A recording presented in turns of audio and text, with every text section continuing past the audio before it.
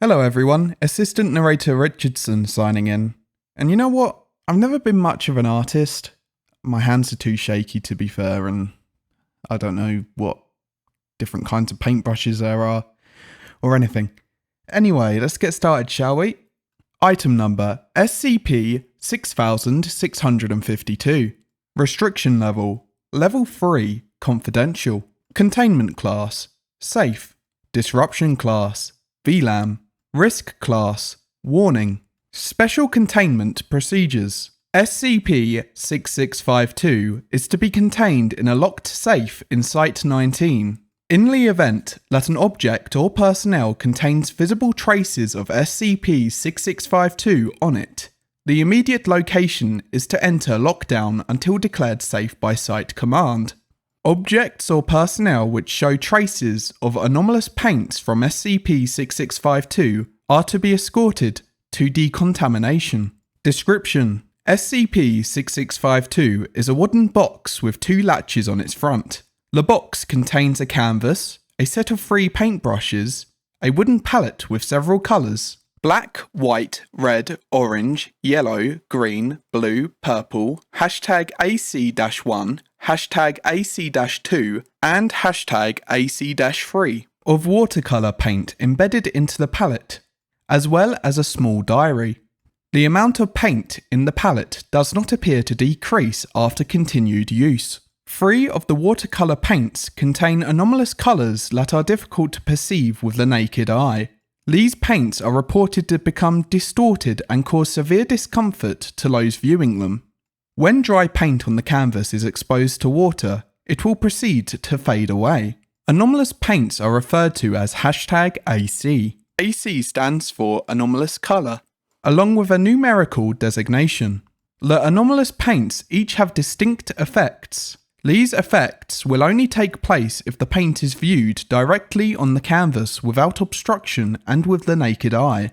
The effects of the paint change, vary or gain entirely new effects if the anomalous paints are mixed with other paints in the kit. Anomalous Colour Log. Anonymous colours. #AC-1 will reverse motor signals transmitted from the brain. For example, a subject affected by #AC-1 will move their head to the left, even if the original brain signal transmitted was to move their head to the right.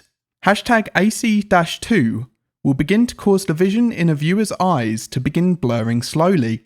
This effect can cause a viewer's eyesight to become blurred enough to effectively render a viewer blind. This effect will continue until a viewer has not seen #AC-2 for a period of at least 46 minutes. #AC-3 causes the viewer's olfactory, auditory, tactile, and gustatory senses to not function until the user ceases to apply #AC-3 to the canvas from SCP-6652. Addendum A. Diary Translations. The book found in SCP-6652 contains a non-anomalous diary written in Latin. The book has been damaged severely by environmental conditions, and therefore few pages have been recovered. Surviving pages have been collected. 1. Since Cambria's tragic passing, it had become apparent that I was truly alone. My son didn't have the slightest thought to come to see me, even if he may be off with his wife, so lucky that he may hold her close day after day. Yet the great burden of my loss of her lingers, eating away at me. I opened it today. The box, made of hard, supple wood, stained a shining brown. Fear still craned its neck from the shadows as I held it in my hands. But whether by curiosity inside me, or the love I held for Cambria, I opened it. I found a flat disc of wood, carved into a shape that could not be compared with cheaper palettes I'd observed in corner stores. There were fine, silky brushes alongside it as well. I have always loved to paint, and yet the mere sight of these frothed with the realization of what they truly were. It brought back my obsession over the simple hobby as I gazed over the tools. 3 of the colours he'd gifted me were unlike any other I'd seen. They twisted and turned in shades of made-up light that fascinated me. Solely laying my eyes upon them caused the slight throb of my head.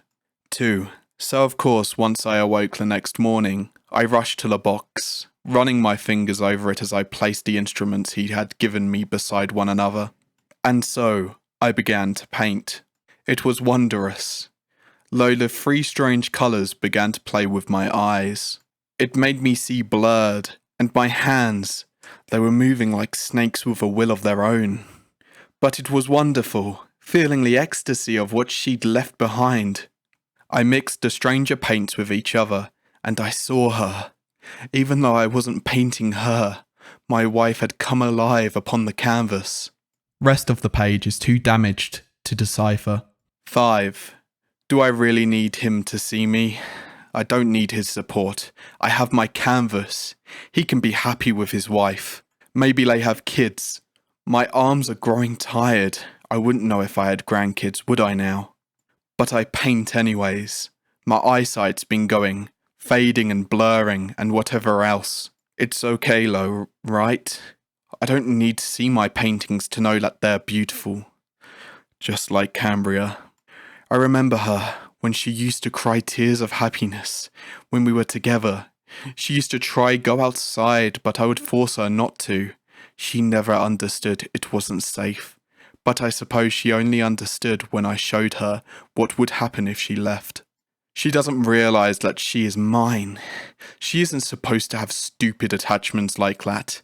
I don't have time to keep writing for so long. I want to paint. 12. I don't need him to visit. I don't need his bloody grandkids. All I need is Cambria's blessing. My muscles hurt, and I can only see the colours now. Painting is numbing to me. I still paint. This is what she wanted, right? This is love I'm feeling. I paint her sometimes. She looks wonderful. Her eyes even blink and her skin glistens and she breathes. I'm sad I had to turn the skin purple and blue. She didn't mind. She was supposed to love me. Forever. I fell asleep at the table with her today. 16. I love her. She watches me while I paint. I don't leave the house much. All I need is to paint. She whispered to me that she loved how I painted her. It's hard to walk, and my eyes are growing weaker by the day. This is the sacrifice to see her again. I am willing. It hurts so much. I love it. I can't stop because I shouldn't. I don't need to. She shouldn't spend her time on anything else. She's mine. She belongs to me. She isn't supposed to care about anything else. The paintings go blue now. I can't get it right. It isn't perfect anymore. I hope he never comes here again. Fuck him. Fuck my grandchildren. I love her. I don't move from this chair because she can't either. Cambria is so beautiful. I haven't slept yet, but 2 days isn't long, no? I have some stale bread near. If only she could taste it with me. This is my favourite one yet. I'm obsessed with her. I'm glad she never died. 30. I'm addicted to her. Her love and her beauty. She talks to me, always smiling. I'm going to be with her. I love her. What's the date again? It's still 1945, right? 61. She won't come see me anymore. No. I love her. She must come. She must, or she'll bear consequences for it. My arms hurt. It's hard to move them. It was all her, my love. I knew. For this occasion, I must make it special. I started once more. It took all my time, but she is time for me. I'm going inside now. I'll leave this behind if that fucking ass with his kids come by. I know he won't. He doesn't care. All I need is my canvas. I don't know why she ran and died in the streets. My wife.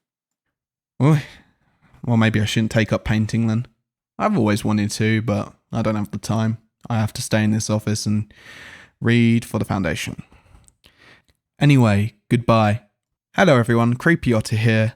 This was an amazing SCP written by Skrill78. Go down into my description to check my Twitter. That's where I post my updates. And go to Patreon if you want to support me even more. I shall see you in the next one. Goodbye.